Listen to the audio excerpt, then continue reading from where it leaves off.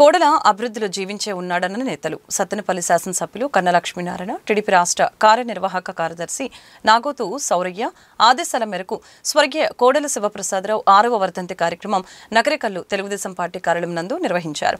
ఆయన చిత్రపటానికి పూలమాలలు వేసి ఘన నివాళులర్పించిన కూటమి నేతలు పల్నాడులోని రూపాయి డాక్టర్గా పేద ప్రజలకు ఆయన వైద్య సేవలు అందించిన మొదటి వైద్యునిగా గుర్తింపు పొందారని, పల్నాడు ప్రాంత అభివృద్ధికి విశేష కృషి చేసి ప్రజల మనస్సులో చెరగని ముద్ర వేశారని చెప్పారు.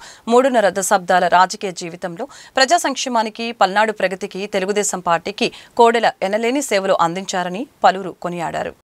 నకరికల్లు తెలుగుదేశం పార్టీ కార్యాలయం నందు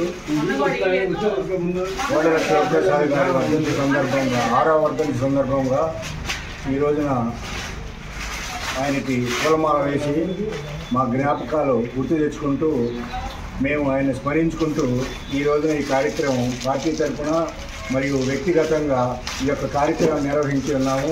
నవ్యాంధ్ర తొలి శాసనసభాపతి డాక్టర్ కోడెల శివప్రసాదరావు గారి 6వ వర్ధంతి సందర్భంగా తెలుగుదేశం పార్టీ కార్యాలయం నందు ఆయనకు తెలుగుదేశం పార్టీ తరఫున ధన్యవాదాలు అర్పించడం జరిగింది. అటువంటి మహోన్నతమైన వ్యక్తి కారణం జన్ములుగా అవతరిస్తారు. ఎంతోమంది రాజకీయ నాయకులు ఉంటారు, కానీ చనిపోయినా కానీ వారు చేసిన అభివృద్ధి కార్యక్రమాలు వారు ప్రజల మనసుల్లో ఎల్లప్పుడూ ఉంటారు.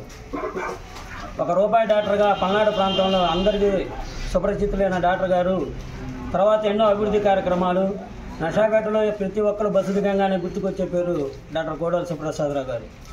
కోటప్పకొండని తలుచుకున్నప్పుడల్లా గుర్తుకొచ్చే పేరు డాక్టర్ కోడెల శివప్రసాదరావు గారు.